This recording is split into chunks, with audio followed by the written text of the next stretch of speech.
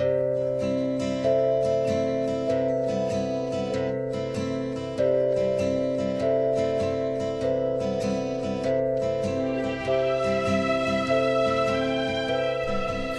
and welcome to another episode of the Menswear Style podcast. I'm your host Pete Brooker, and in this episode I will be talking with design director for Vivobarefoot, Asher Clark. Vivobarefoot is a minimalist running shoe company. Their technology, invented by Tim Brennan and developed by British shoe company Terra Plana, is aimed at offering the optimum biomechanics and posture commonly associated with walking barefoot and barefoot running, and advocated within the barefoot movement and barefoot running community. It has been described as close to going barefoot in the city as you can get. I'll be asking Asher all about the concept of the brand, what are the health benefits, and the challenge of making shoes that people will want to wear and buy. That interview coming up. First, if you've not checked out our website, it's menswearstyle.co.uk. That's where you'll find all the latest articles pertaining to fashion trends, releases. There's also competitions, giveaways and gifting ideas, etc. We are on Menswear Style on the social. If you punch in Menswear Style into the App Store, download the app and we'll notify you when new posts go live. Lastly, if you want to get in touch with the show, maybe you want to be a guest, it's info@menswearstyle.co.uk. Okay, here is that interview with Asher Clark, design director for Vivobarefoot.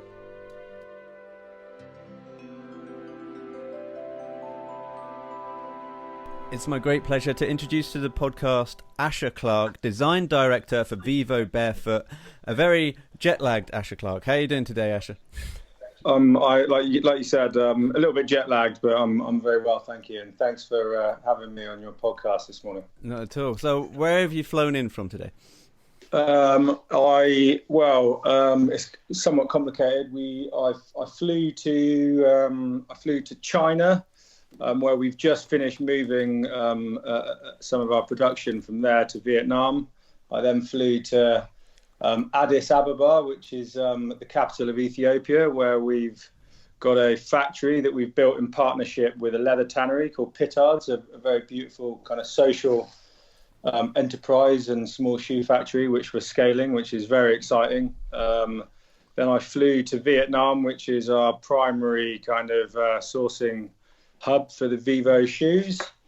For a few days, then back to China, where I picked up my family and we finally relocated back to the UK, where we landed on Saturday morning. So, wow, me and my Chinese squad are finally out of. I say finally out of China. It's been very good to me, and I miss it, if I'm honest. But we're now living in our house in Stoke Newington. So yeah, it's been a colourful trip. Nice. I'll probably get to that in a sec as to why you've moved from China to Vietnam. But maybe we can dial it back and just start with you, Asher, for a start. If you could tell us maybe a bit about yourself. You studied at London College of Fashion.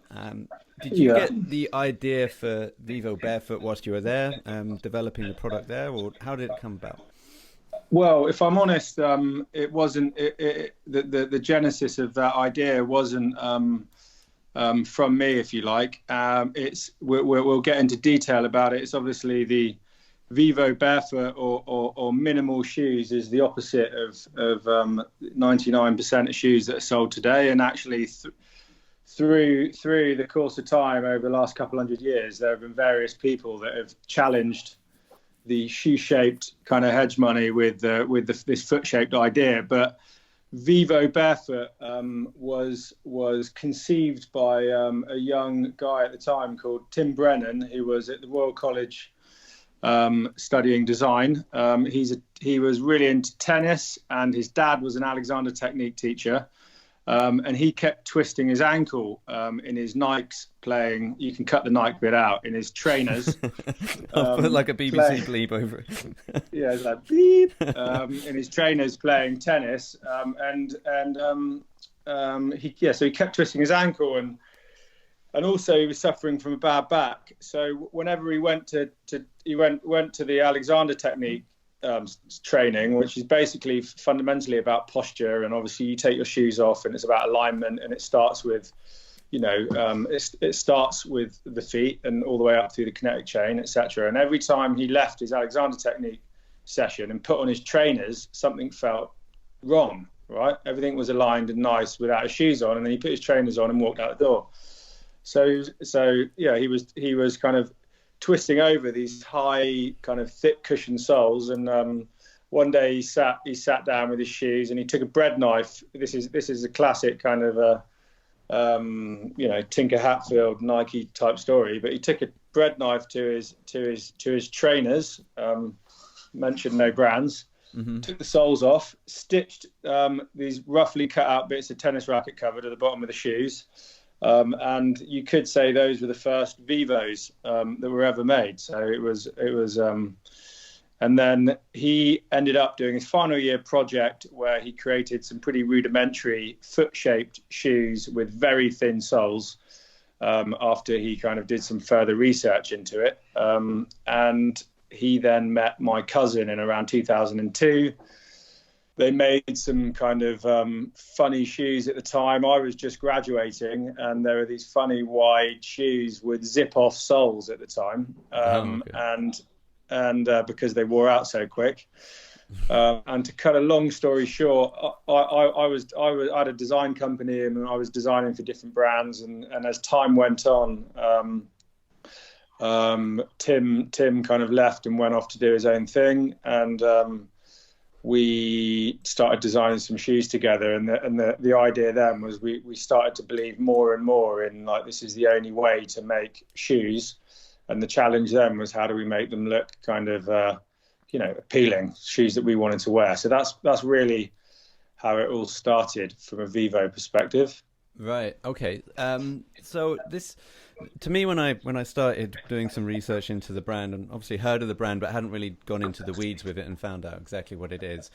It does sound like a product that takes a lot of time to research. It's not something that you can just go, let's make a shoe brand, and then 6 months later, here are the designs. 8 months later, it's on the shelves. I mean, there must have been, like you say, there was already ideas going around of how this shoe should look. So how long was the process from getting this product and the concept, and maybe we can talk about some of the obstacles that you met to overcome those? Yeah, no, I mean, it's a very good point, that, and it's a challenge. It's not really podcast friendly, because Vivo is a sort of brand where, or a type of challenger product where you don't just wake up one morning and go, right, shoes need to be like this, and this is how you make them, and this is how we do it. Yeah. It definitely kind of happened over quite a long period of time. So if you think Vivo was conceived in 2002 on a tennis court in West London, but it really didn't kind of happen properly until 2010. So 2010, I would say, is a key kind of first tipping point in this whole in the barefoot thing, where Chris McDougall came out with a New York Times bestseller. Actually, it's a book called Born to Run, which was he was an investigative journalist at the time, and he was suffering from back pain and various running injuries, and he was told that he couldn't run, which he found preposterous, and he ended up going on this incredible journey into the Copper Canyon, and met the Tamarara tribe and a guy called Barefoot Ted, and it was this amazing inspirational journey about barefoot. And so that was the kind of emotional tipping point, if you like, in the industry. And then a gentleman called Professor Dan Lieberman from Harvard, and who released a paper. It was the kind of persistent running hypothesis, where he proposed that humans are basically born to run. So we're unique. We're unique in that we can sweat to cool ourselves down, and we can run really long distances at a kind of medium pace, and ultimately tire the animal out. So the theory is that humans actually are born to run, and we can run really long distances pretty comfortably. Animals can't do it in the same way, and we would hunt in packs, and it was called persistent hunting. So that was really, and then a lot of the science around that was linking kind of running form and shoes to injury, and to our fundamental kind of biomechanics and biology. So yeah, again, this isn't very podcast friendly as you laid out, but yeah, so there you've got Dan Lieberman's kind of the scientific piece, the rational piece, the emotional piece that was born to run. And then that was at the same time where Galahad and I really started focusing on Vivo, and we released a running shoe, a really cool water shoe in this kind of running sandal. And the business kind of, all eyes were on Barefoot, and everyone was like, let's throw our shoes out the window. And that's when Five Fingers really took off, the funny shoes that are like gloves for your toes. Yeah. That was like the poster child, if you like, at that moment. And that's really when it happened for us. So that's when we went, right, this is really the only way we can make shoes. And it all started. Amazing. Maybe you can dispel a rumor. Did Christopher McDougall, did he get sued by a load of people that then threw their shoes away and did marathons and picked up a loads of injuries? I might have been hearing Chinese whispers on that one, but no. But I think what you're referring to, I might be wrong, but I'm pretty sure what you're referring to is Vibram, Five Fingers. There are a few brands doing it at the time. Vibram Five Fingers had that shoe, which actually was designed for kayaking. And then New Balance had New Balance Minimalist, which was a minimal offering. Nike obviously had Nike Free, which we can talk about later. And we were there as well. But the what they got sued for is that they were claiming shoe benefits. So if you wear this shoe, it will sort your posture out and you'll run naturally, blah, blah, blah. Yeah. Which is not true. Right. And unfortunately, no shoe is a magic shoe, and particularly, a barefoot shoe.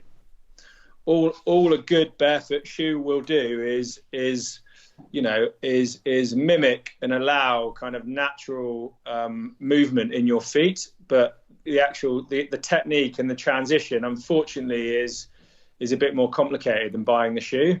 Right. So so people kind of read the book and were like, wow, nature's going to save us. They threw their shoes away, put on these barefoot shoes, and went off running, and some of them suffered injury, which frankly will happen to a lot of people, because if you imagine you've been wearing padded, supportive shoes for the majority of your life, your feet become kind of weak and atrophy. There are other things that happen, but if you then just run out and start pounding the pavement as you normally would, then things happen.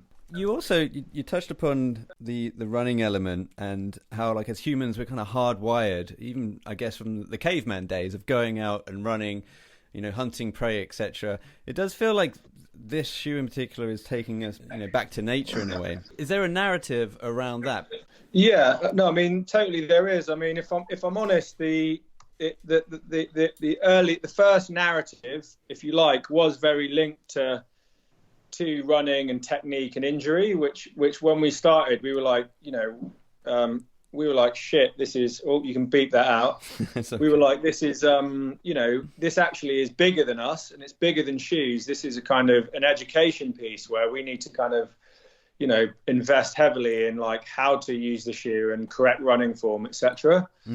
But the bigger narrative, which we came to understand, is exactly like what you're saying, is that millions of years of evolution, that human beings are hardwired to be connected to nature, right? To, being in nature is our kind of natural habitat. And we're starting to realize that as human beings in general, is that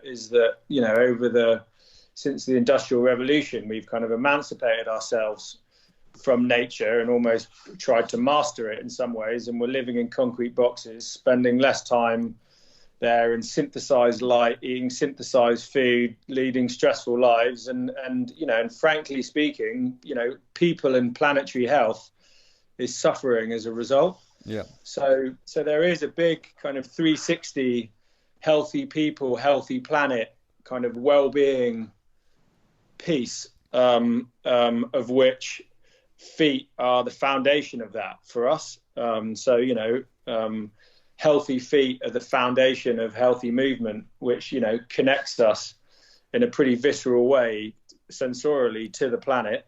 Yeah. And everything falls off that, and the definition of sustainability, encompasses that as well. So yeah, there is a kind of reconnection, if you like, piece at play there, which is also it's a significant kind of macro idea that's getting a lot of airtime at the moment. Asher, maybe I can just tell you something, and this is perhaps going to say something more about me than it is about the products. But sure, I was walking down Oxford Street with the girlfriend the other day, and I saw a gentleman coming towards me wearing no shoes, and I had this kind of weird primal instinct to usher my girlfriend away, as in to like walk on the other side, and I'll kind of go towards him. And it's weird now that I'm thinking about it, that's the impulse of, there's something that I see as something off where a gentleman's not wearing any shoes on the street, but yet now we're coming back to the science of, well, actually this is much better for you. So I guess my long question is, how do we get that message across? Is it a case of going into schools? Is it a case of just creating more awareness? How do you approach it? Yeah, no, I mean, that is the $1 million question, frankly, or multi-billion-dollar question, because since the early 70s, when Bill Bowerman and Phil Knight put a little bit of cushioning under their running flat, the whole trainer industry followed suit, which was all about padding, support, toe spring, fancy underfoot technology, right? We're trying to say, well, hold on a minute, just because it's normal, it doesn't mean it's natural. Yeah. Right. So it's a huge first. It's a very expensive, if you want to think of it in monetary terms, kind of customer acquisition, because and some people have a kind of easier propensity towards it than others. So like if you're an urban dwelling kind of Asics wearing kind of runner, then you're a far harder target, if to use crude terms, than a kind of I don't know, like someone that spends a lot of time outdoors in nature, living in Sweden, for example, right? But it's a big first thing. It's like when you put on a shoe, you look down and you look at that silhouette, and you're used to seeing something symmetrical because that's how shoes look. And then you kind of look at the kind of side profile, and you want the kind of that ski sled kind of cushioned technical outsole, and if a shoe has neither of those things, then your cognitive dissonance, or your kind of your template for normality is seriously wobbled, right? If you've got a flat shoe where suddenly you can feel the ground and you've got room in the toe box, and you look down and it's kind of looks very wide for you, you're asking someone, you're asking a lot of someone, right? Yeah. So yeah, does that answer your question? It does, yes. So I'm just listening. I'm fascinated. So I'm just all the time I'm trying to picture this with like a business head. Do you go, right, let's aim it for the people that your urban Asics wearers, and let's try and convert these guys, because there's a market there already. They're already running. Or you've got the people on the other side of the fence that are a bit more willing and liberal, and perhaps at one with nature. This would be perfect fit for them. Like just where your demographic would be and where you'd actually point your marketing. In terms of demographic, we call them, well, the known name is, they're called LOHAS, which is people that have a lifestyle of health and sustainability, which is a massive growing mindset across multiple demographics now. Like and frankly, it's great, right? Because the planet needs people that are questioning their choices in terms of people and planetary health. And it's happening. So the target is people that are kind of looking for those well-being upgrades, if you like, right? But they don't know that they have a shoe problem. Do you know what I mean? They're kind of, maybe they might be running a lot. We all started, well, not all of us, but most, we all started realizing about organic food and freshly sourced X, Y, and Z, and people now are talking about sleep and switching off, and natural exercise, etc., etc. Yeah. So Vivo shoes are the plug into that from a product perspective. Right. I see. But from an actual brand perspective, that we now are articulating our brand as going forward, is that we aim to create regenerative footwear and experiences that literally bring us closer to nature. Right. So we want to inspire people to have, rich experiences that are centered around getting out and in touch with nature more. Yeah. And shoes are going to be part of that. So there's going to be an experiential piece. We're trying to use that. So going back to 2010 was the barefoot movement, and I like to think that now is the kind of well-being movement, and that we're from a health and sustainability and product point of view, we're going to lead the charge, basically.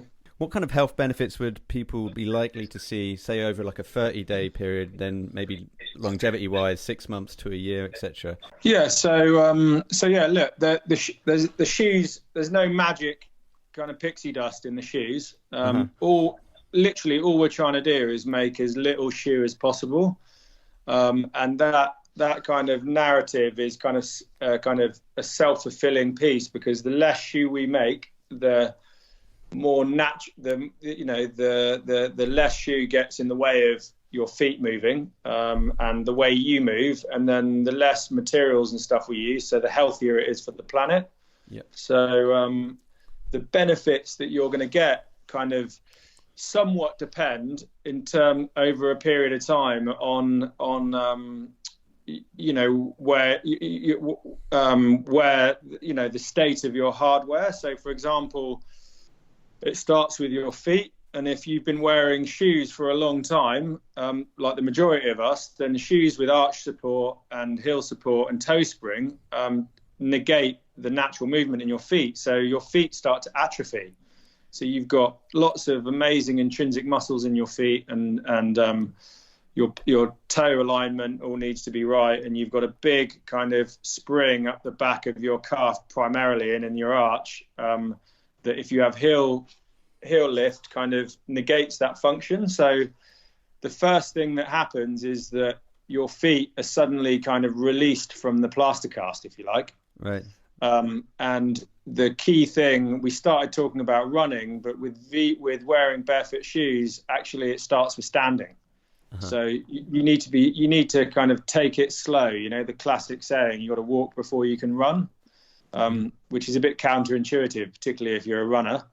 So yeah, standing is a skill. A little going back to the Alexander technique piece. So my advice in terms of the health benefits, the advice would be is, putting Vivos on is like taking your shoes off at the end of a long day, right? Except you have that for the whole day. So if you're at work, try and get a standing desk and start by just standing.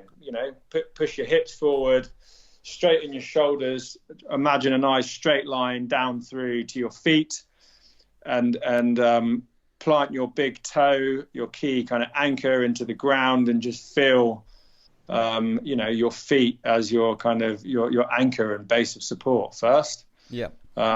Start walking a lot, and your feet will probably ache a little bit, in the same way that your body does if you go to the gym for the first time in 6 months. Yeah. So that the health benefits is really kind of unlocking your natural potential, and then there is a handful of kind of exercises and progressionary pieces to kind of get you all the way into kind of doing absolutely everything, running, movement, and never looking back and to cushion shoes again. Well, listen, I can't wait, as soon as the budget allows, get me a pair of at least hiking shoes, I think, because I'm going back to a memory I had last year when my girlfriend and I were in Oman, and we were doing a lot of hiking, a lot of valleys and gorges, and there were points where we had to take our shoes off because there'd be streams and rivers, etc. Yeah. if you could see me back then, Asher, just kind of on my tiptoes or just kind of really wincing at just because I'm walking on things that foreign almost to my soles. Yeah. I had to get onto my belly in like a foot of water and just kind of wade like a turtle just to get to the end of the stream because it was so painful for my feet. And then all the time I'm looking at my guide in barefoot and he's hiking and he's doing everything without any shoes. I'm like, well, that's almost really masculine in my eyes, that you can actually do something like that. I don't know if that's the right word, but in my mind, because I'm there on my belly just doing like the front crawl in a foot of water, I think like, well, there's nothing more less sexy looking than what I'm doing compared to what this dude's doing over here. Sure. Anyway, I digress. No, I mean it's a very good point, honestly, because like you know, I get the insight there. I think is that we're leading increasingly kind of sedentary, kind of cushioned lifestyles. Yeah. And like you said, kind of just having your feet in that stream felt foreign to you, but a really key thing that I don't think we've touched on is that your feet have the same amount of nerve endings in as your hands, right? And your hands are made to feel, and your feet are made to feel. So all of that sensory input is there for a reason, right? So your brain can articulate where your feet are and how and ultimately where to put your limbs and how to move in an efficient and injury-free manner. Yeah. So suddenly your feet that kind of haven't felt the real world probably since you were a child, maybe, or I don't know, but or when you were last on the beach. That's about right. We're exposed to this full-on sensory experience, and it was just bananas. Yeah. Right. It was crazy, and it was a real eye-opener for me. It's something that I'm going to be looking more into. I mean, I've caught some reviews on YouTube, and everyone was saying, "Well, now I know where my feet are after wearing these products." Someone was saying, "Look, I don't ever stub my toe anymore. I just have more of a conscious awareness of where my feet are going." Yeah. Which kind of leads me to another question. This seems like a perfect product for boxers. I've also done some boxing in my time, and I know boxing's all about footwork. Now, knowing where your feet are and how to plant your feet and everything, this seems like a product that's tailor-made for that sport. Have you thought about that more? Well, that's another really good point, honestly, is that there are certain sports like boxing, which is all forefoot and all linked to the kinetic chain, that the power comes up through your feet and into your body weight, not the power of the punch doesn't come from your arm per se. Yeah, exactly. It's the same in Kung Fu, right? And most martial arts. It's the same in gymnastics, where the last thing you'd be thinking about is putting on a pair of shoes to do any of those, right? Because it's so linked to feeling the ground. I mean, of course, in boxing you do put on shoes, but they're for the most part very thin forepart, very thin outsole. Sometimes with a bit of a heel lift. Have we thought about boxing and that kind of stuff? I mean, we've thought about it and dabbled in it a little bit in the past, but we're really trying to focus, and we make outdoor, active and everyday, and some of our active shoes you can absolutely do boxercise and even boxing in, which a lot of people do, right? It's a very interesting point you brought up there. Well, excellent. I mean, there's going to be quite a few products that I think I'll actually have to start investing in for different purposes, like either hiking, a nice pair of dress shoes, and also getting something for a niche sport. So has the brand now got to a stage where it more or less runs itself? I mean, like you say, it's been in the pipeline, in the head almost since 2002, fleshed out more in 2010. Now, a decade later, how much more work have you got to do? Or is it a constant moving beast? No, I mean, if I'm honest, like it's the year we've just had is the most, I say this every year, is the most intense year. And we've got in many ways, we feel like we've only just begun. Uh-huh. We've kind of re-articulated the brand with real focus around the next 5 years. Healthy brand, healthy community, healthy planet, and the kind of the definition of sustainability being around kind of people and planet, and rather than making things that are sustainable, i.e. not causing any or striving to make things that don't cause harm, the real goal is to have a business that is regenerative, that has a positive net impact on the planet rather than just reducing its negative impact. So, the truth is, we've got a long way to go, but we're investing very heavily in that sustainability mission, although we don't really like to use the word sustainability. Right. And a friend of mine said to me the other day that kind of it's a funny word, sustainability, because if someone said kind of, how's your marriage, you wouldn't say it's sustainable. Just about bearable. It's just about bearable. It's kind of, it's not positive, and it's not, it's not net negative. It's on its last legs, but I don't want to throw it away. Yeah, exactly. So we've got, we really have lofty ambitions to be the best place in the world to work, to make the best shoes on the planet, which the definition of terms happens to be that they're barefoot and net positive. And we're going to start to deliver incredible kind of moving kind of do lecture type experiences that really kind of amplify the healthy people, healthy planet kind of activist vibe that we think is important for the world today. Great. And we haven't even mentioned some of the sustainable stuff going on in the product itself. I know that you're trying to get all of the products sustainable by the year 2021, or you've got 90% on the way to that goal, etc. Maybe a conversation for another time.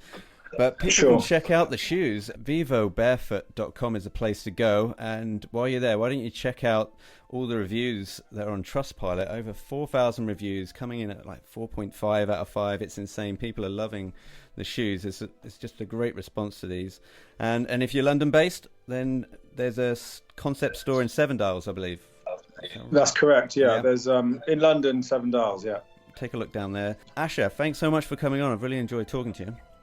Not at all. Listen, thank you very much for taking the time, and like I said, some of it isn't too podcast friendly, but I hope you guys enjoy it, and look forward to speaking to you soon. Absolutely. No, take care of yourself. Thank you. Bye-bye. Cheers. Bye now. Asher Clark there from Vivobarefoot. That website once again is vivobarefoot.co.uk. Thank you, Asher, for coming on the show. Thank you, audience, for listening. We are now coming into our 4th year as a podcast. We appreciate you joining us, sharing, telling a friend, and leaving your kind reviews on iTunes. Until next time, I'm Pete Brooker, and remember, it's only fashion, people, and you're never fully dressed without a smile.